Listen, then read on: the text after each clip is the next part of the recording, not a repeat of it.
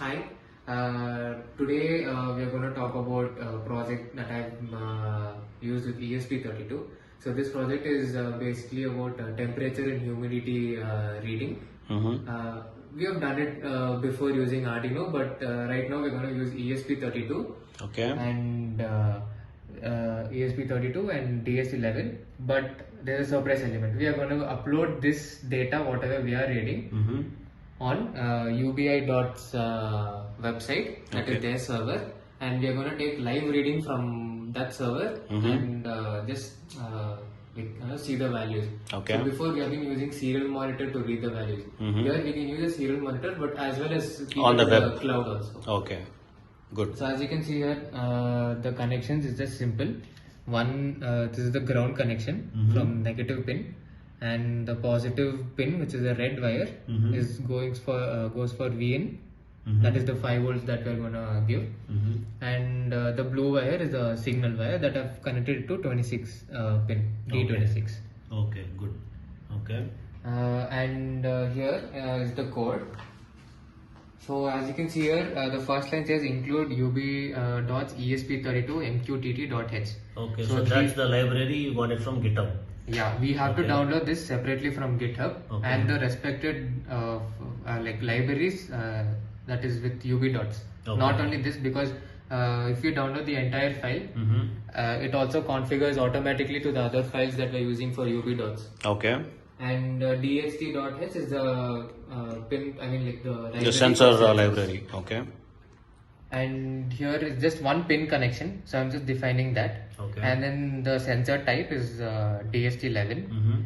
And here you can see I've given it as Ubidots token. So if you have to connect the live data and upload it on the cloud, we need the token from the website. That's the API. API token. Okay. So this website gives us the token, so we can use it as an open source. Okay. And we have to give the Wi-Fi name Okay. and the password that we are using currently Okay. in the system. So only if this Wi-Fi is connected to the laptop, the ESP32 will connect to that same Wi-Fi Okay. and then give us the output. Okay. And we can just label the device and whatever variables we have to create. Okay. I will show that in the Ubidots website. Okay. So we are, I'll just go to Ubidots here. So as you can see, this is my device that I've created. DHT11 ESP32 using C++. Okay.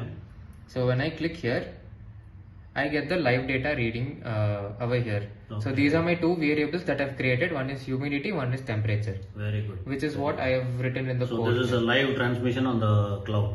Yes. Okay. And to get the live readings, we use void callback. So over here we have our topic, payload, and unsigned int length, because we need the numbers to be proper. And so using the serial port to print the initial messages, that is if you're connecting, or the Wi-Fi connection and the IP address, if at all we require. Okay. And then the main comes here. So once we step in, now we step into the setup. Okay. So here we set up the serial port, the DST port, that is begin. Okay. So that we can read the values. And then here we use separately Ubidots functions. Okay. So here I have given ubidots.connect to Wi-Fi. So it will detect the Wi-Fi and connect, so that the server will also connect to the Wi-Fi. Okay. And set callback, setup, dot reconnect. All these will come under the Ubidots library. Okay. And for this project, we have to use only these functions. Only then we can get the code. Okay. Good. Very good. Very good. And in the looping statements, this is the main code. So I have declared the humidity and temperature as float values, because we need the decimal points too. And dst.read humidity and read temperature. These will give the values of the humidity and temperature. Okay.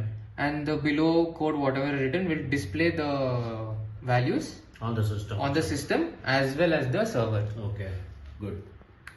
And I can just I'll just run the code here once more to just show the process of how to boot and EN button. Sure.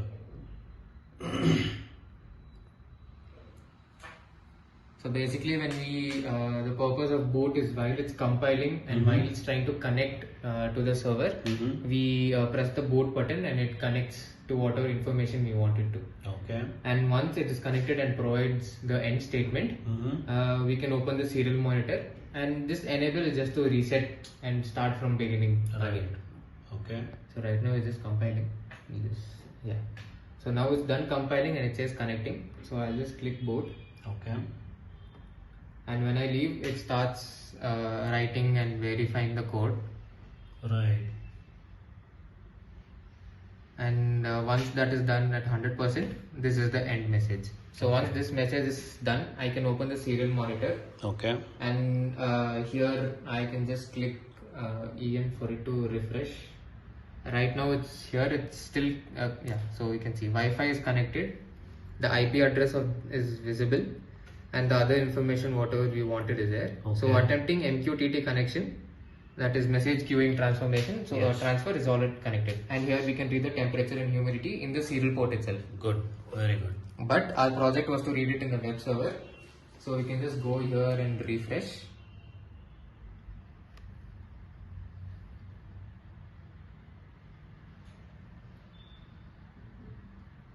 So yeah, so this is the current values for the temperature and humidity that is shown on the server. There you go. Good. Very good. yeah, Very that's good. the end of the project. This is a fantastic solution, and I think there are a lot of industry use cases for this. Yeah.